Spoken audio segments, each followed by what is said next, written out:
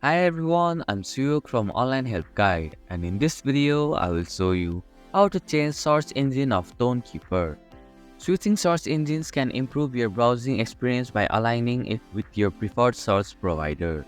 So, let's get started on how to change search engine of Tonkeeper. First, open the Tonkeeper app on your device. Tap on the settings option from the top right corner of your screen. In the settings menu, find and tap on the search option. A list of available search engines will appear on your screen.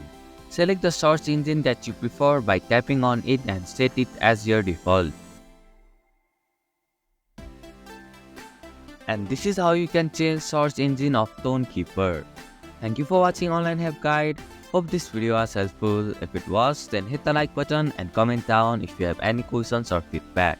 Also, if you are new to our channel, please subscribe and hit the bell icon so that you won't miss our upcoming videos.